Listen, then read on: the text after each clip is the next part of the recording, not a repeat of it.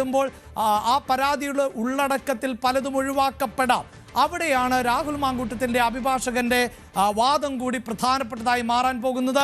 ആ വാദങ്ങൾ കൂടി ചേർത്ത് വെച്ചുകൊണ്ട് രാഹുൽ മാങ്കൂട്ടം അന്വേഷണവുമായി സഹകരിക്കുമോ?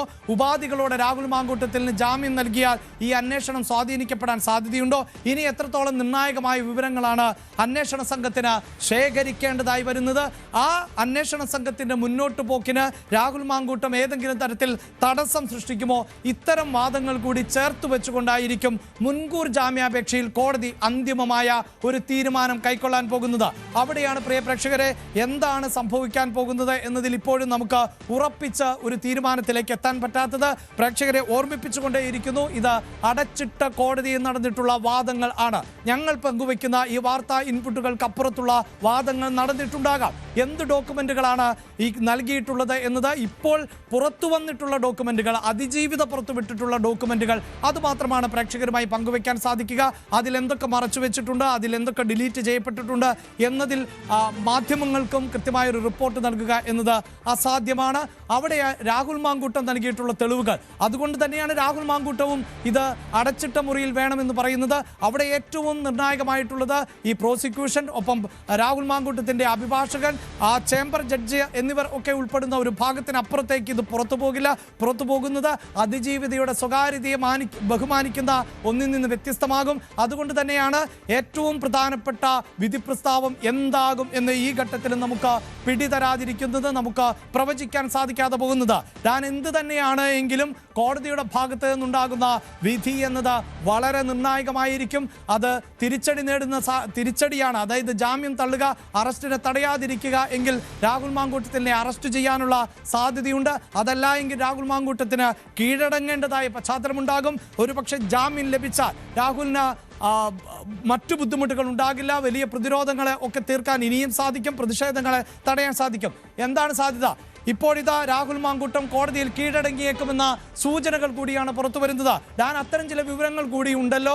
ഇപ്പോൾ ഈ വാദം പൂർത്തിയാകുമ്പോൾ പ്രതിഭാഗം അഭിഭാഷകന് ഏതാണ്ട് കാര്യങ്ങൾ മനസ്സിലാക്കാൻ സാധിക്കും, എന്താണ് സംഭവിക്കാൻ പോകുന്നത് എന്ന്. അതായത് അതിലൊരു പ്രധാനപ്പെട്ട പോയിന്റ് ഞാൻ എടുത്തു പറയേണ്ടത്, അന്വേഷണ സംഘവുമായി ഇത്രയും ദിവസങ്ങളായിട്ടും രാഹുൽ മാങ്കൂട്ടം സഹകരിക്കുന്നില്ല എന്ന ഒരു വാദം പ്രോസിക്യൂഷൻ ഉന്നയിച്ചിരുന്നു. അതിന്റെ കൂടി അടിസ്ഥാനത്തിലാണോ ഇപ്പോൾ രാഹുൽ മാങ്കൂട്ടത്തിന്റെ ഭാഗത്ത് നിന്ന് നീക്കമുണ്ടാകുന്നത്? യെസ്, വളരെ പ്രധാനപ്പെട്ട മറ്റൊരു വാർത്തയിലേക്ക് പോകുന്നത് രാഹുൽ കീഴടങ്ങിയേക്കും എന്നുള്ളതാണ്. ഹോസ്ദുർഗ് കോടതിയിലായിരിക്കും രാഹുൽ കീഴടങ്ങുക എന്ന സൂചനയാണ് ഇപ്പോൾ ലഭിച്ചുകൊണ്ടിരിക്കുന്നത്. KV ബൈജു ആണ് വാർത്തയുടെ വിശദാംശങ്ങളുമായി ചേരുന്നത്. ബൈജു, ഇതാ ഇനിയിപ്പോൾ രാഹുൽ മാങ്കൂട്ടത്തിന് മുൻകൂർ ജാമ്യം ലഭിക്കുമോ എന്നറിയാൻ നിമിഷങ്ങൾ മാത്രമാണ് ബാക്കിയുള്ളത്. ഈ ഘട്ടത്തിൽ രാഹുൽ കീഴടങ്ങുന്നു എങ്കിൽ അത് കൃത്യമായ തയ്യാറെടുപ്പുകളോടുകൂടി തന്നെയാണ്, നിയമവിദഗ്ധരുടെ ഉപദേശത്തെ തുടർന്നാണ്, രാഹുൽ മാങ്കൂട്ടത്തിന്റെ അഭിഭാഷകന്റെ നിർദ്ദേശപ്രകാരമാണ് എന്നതിൽ തർക്കമില്ലല്ലോ. തീർച്ചയായും അഭിലാഷ, വളരെ പ്രധാനപ്പെട്ട ഒരു വാർത്തയാണ് പുറത്തു വരുന്നത്. ഇത് സൂചന മാത്രമാണ്. രാഹുൽ മാങ്കൂട്ടത്തിൽ സുള്ളിയ എന്ന് പറയുന്ന സ്ഥലത്ത്, അതായത് കേരള കർണാടക അതിർത്തി പങ്കിടുന്ന സുള്ളിയയിൽ ഇന്നലെ രാത്രി മുതൽ എത്തിച്ചേർന്നു എന്നൊരു വിവരമാണ് വരുന്നത്. അങ്ങനെയാണെങ്കിൽ കാഞ്ഞങ്ങാട്, അതായത് ഹോസ്ദുർഗ് കോടതിയിൽ ഹാജരായേക്കുമെന്ന ഒരു സൂചനയാണ് ലഭിക്കുന്നത്. അത്തരത്തിലുള്ള ഒരുക്കങ്ങളൊക്കെ ഇന്നലെ ആരംഭിച്ചിട്ടുണ്ടായിരുന്നു. ജാമ്യം ലഭിക്കില്ല എന്നൊരു തരത്തിലുള്ള രീതിയിലേക്കാണ് കാര്യങ്ങൾ പോകുന്നത്. അതുകൊണ്ട് തന്നെ കാഞ്ഞങ്ങാട് കോടതിയിലാകുമ്പോൾ വളരെ സുരക്ഷിതമായി ഇവിടെ ഹാജരാകാൻ പറ്റുമെന്നൊരു വിശ്വാസത്തിലാണ് എന്ന് തോന്നുന്നു. ഏതായാലും ജില്ലയിലെ ചില കോൺഗ്രസ് നേതാക്കൾ, അഭിഭാഷകരായ കോൺഗ്രസ് നേതാക്കളുമായി ബന്ധപ്പെട്ടാണ് ഇത്തരം നീക്കം നടത്തിയെന്ന ഒരു വിവരം കൂടി ലഭിക്കുന്നുണ്ട്. എന്തായാലും ഹോസ്ദുർഗ് കോടതിയിൽ ഹാജരായേക്കും എന്ന ഒരു സൂചനയാണ് ഇപ്പോൾ വരുന്നത്. രണ്ട് വഴികളാണ് ഹോസ്ദുർഗ് കോടതിയിലെത്താൻ സുള്ളിയിൽ നിന്നുള്ളത്. അതൊന്ന് ബന്തെടുക്ക മൂന്നാംകട വഴി എത്താം. അതിന് വലിയ പോലീസ് പരിശോധനകളോ ചെക്ക് പോസ്റ്റുകളോ ഒന്നും ഇല്ലാത്തൊരു പാതയാണ്. അതോടൊപ്പം പാണത്തൂർ ചെമ്പേരിക്ക വഴി എത്താം. അങ്ങനെ വഴികൾ ഒരുപാടുണ്ട് ഇവിടേക്ക് എത്താൻ, സുരക്ഷിതമായി എത്താൻ, കോടതിയിൽ കീഴടങ്ങാൻ. അങ്ങനെ ആ ഒരു തരത്തിലുള്ള ഒരു സാഹചര്യം കണക്കിലെടുത്തായിരിക്കാം കാഞ്ഞങ്ങാട് കോടതിയിൽ ഹോസ്ദുർഗ് കോടതിയിൽ ഹാജരാക്കുമെന്ന ഒരു വളരെ പ്രധാനപ്പെട്ട വിവരം വരുന്നത്. എന്തായാലും നിലവിൽ കോടതിയിൽ പോലീസ് അത്തരം സംവിധാനങ്ങളൊന്നും ഇപ്പോൾ കാണാനില്ല. വളരെ രഹസ്യമായ നീക്കങ്ങളായിരുന്നു. ഏതായാലും നമുക്ക് മനസ്സിലാക്കാൻ സാധിക്കുന്നത് പോലീസിനും വിവരം ലഭിച്ചിട്ടുണ്ടെന്നാണ്.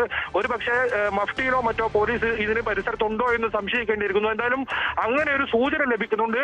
അങ്ങനെയാണെങ്കിൽ ഈ വിധി വരുന്നതിന് തൊട്ടു പിന്നാലെ തന്നെ രാഹുൽ ഹോസ്ദുർഗ് കോടതിയിൽ കീഴടങ്ങിയേക്കും. അഭിലാഷ്, യെസ്, ഇത്തരം സൂചനകൾ തന്നെയാണ് പ്രേക്ഷകരുമായി പങ്കുവയ്ക്കാനുള്ളത്.